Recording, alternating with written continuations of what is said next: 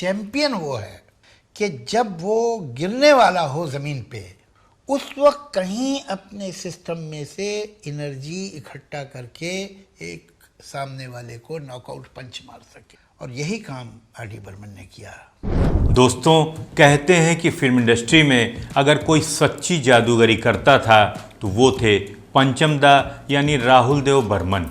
उनकी धुनों में वो नशा था जो सीधे दिल से जुड़ता था। आज की कहानी भी ऐसे ही एक दिलचस्प वाक़ये से जुड़ी है जो पंचम दा और जावेद अख्तर के क्रिएटिविटी और उनके जीनियस माइंड की झलक देगा। और आखिर में पंचम दा की जादुई धुनों को जब किशोर दा की मैग्नेटिक वॉइस मिल जाती थी तो वो गीत सीधे श्रोताओं के दिलों में उतर जाता था। नमस्कार, मैं हूं आपका होस्ट और दोस्त संतोष और आप देख रहे हैं मूवी म्यूजिक मी। तो चलिए शुरू करते हैं आज के इस दिलचस्प एपिसोड को। दोस्तों, ये किस्सा उस वक्त का है जब 1985 में फिल्म सागर के गानों पर काम चल रहा था।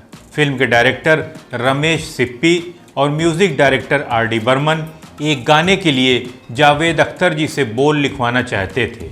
वो एक शानदार रोमांटिक गाना चाहते थे जिसमें इमोशंस की गहराई हो और धुन में वो ताजगी हो जो सीधे दिल तक पहुँचे।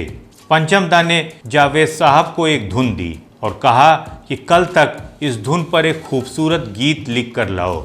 जावेद अख्तर साहब ने पूरी रात कोशिश की, एक लाजवाब गीत लिखा भी, मगर वो गीत पंचम दा की दी हुई उस धुन पर बिल्कुल भी फिट नहीं बैठ पाया। अगले दिन जब जावेद साहब स्टूडियो पहुंचे तो उन्होंने देखा कि पंचम दा और रमेश सिप्पी दोनों उसी धुन पर चर्चा कर रहे थे। पंचम दा ने बड़ी उत्सुकता से उनसे गानों के बोल मांगे।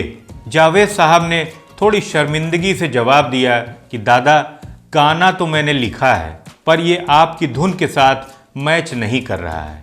ये सुनते ही स्टूडियो में बिल्कुल सन्नाटा छा गया। पंचम दा थोड़े परेशान भी हुए क्योंकि अगले ही दिन इस गाने को किशोर दा रिकॉर्ड करने वाले थे। सबके मन में ये सवाल था कि अब क्या करें। तभी जीनियस पंचम दा का दिमाग देखकर सभी हैरान रह गए।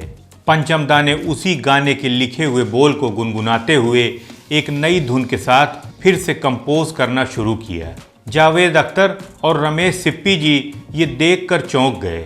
पंचम दा ने वही बोल लेकर 30 मिनट के अंदर गाने के लिए एक नई धुन तैयार कर दी। ये पंचम दा की जीनियसनेस ही थी जो कुछ ही पलों में मुश्किल से मुश्किल गाने के बोल को एक मास्टरपीस में बदल देती थी।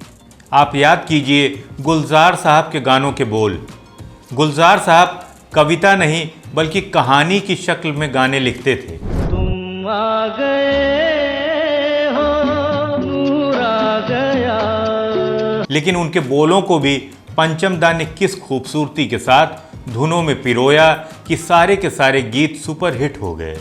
अगले दिन जब किशोर कुमार जी रिकॉर्डिंग के लिए स्टूडियो पहुंचे तो पंचम दा ने उन्हें पूरी घटना सुनाई।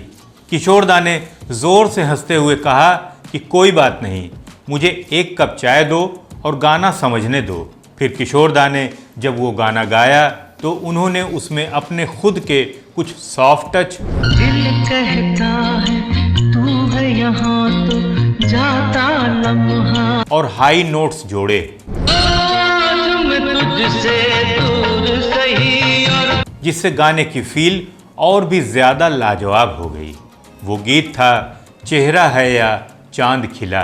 चेहरा है या चांद खिला, उल्फ घनेरी शाम क्या। पिक्चर सागर थी उसमें, तो वहाँ पर रमेश सिप्पी जो पिक्चर के डायरेक्टर थे वो बैठे थे, पंचम थे। तो मैंने कहा अच्छी खबर यह है कि मैंने गाना लिख लिया है, बुरी खबर यह है कि तुम्हारी ट्यून पे नहीं लिखा है। चेहरा है या चांद खिला है, जुल्फ घनेरी शाम है क्या। ये उसने गाना पूरा लिखा, बाजा खोला और गाने लगा। वही ट्यून आप और मैं आज तक सुनते हैं। वो मेरे ख्याल से जब वो डिक्टेशन मुझसे ले रहा था उस वक्त वो ट्यून बना रहा था साथ। तो इस तरह का जीनियस, इस तरह का। इस गाने ने फिल्म सागर को एक यादगार हिट बना दिया।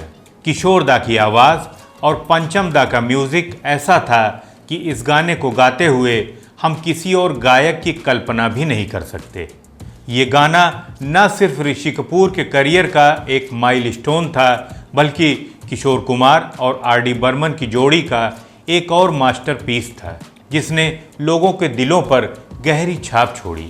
इस गाने के साथ साथ फिल्म का टाइटल ट्रैक सागर किनारे दिल ये पुकारे, सागर किनारे दिल ये पुकारे, ये गीत भी सुपर हिट रहा और किशोर दा को इसी गाने के लिए 1986 में उनका आखिरी फिल्म फेयर अवार्ड भी मिला था। दोस्तों, ये किस्सा बताता है कि कैसे जावेद अख्तर, आर.डी. बर्मन और किशोर कुमार जैसे लीजेंड्स की क्रिएटिविटी ने एक साधारण सिचुएशन को एक मास्टरपीस में बदल दिया। ये सिर्फ संगीत नहीं, बल्कि ये एक जादू था जिसे आज भी सुनकर हमारी रूह को सुकून मिलता है। आपको किशोर दा का ये गाना कितना ख़ास लगता है, कमेंट बॉक्स में अपने व्यू ज़रूर लिखिएगा। पूरा वीडियो देखने के लिए आपका दिल से शुक्रिया। अगर आपको ये एपिसोड पसंद आया हो तो इसे लाइक और शेयर करना ना भूलें। तो मिलते हैं नेक्स्ट वीडियो में किसी और नए किस्से के साथ। तब तक के लिए नमस्कार।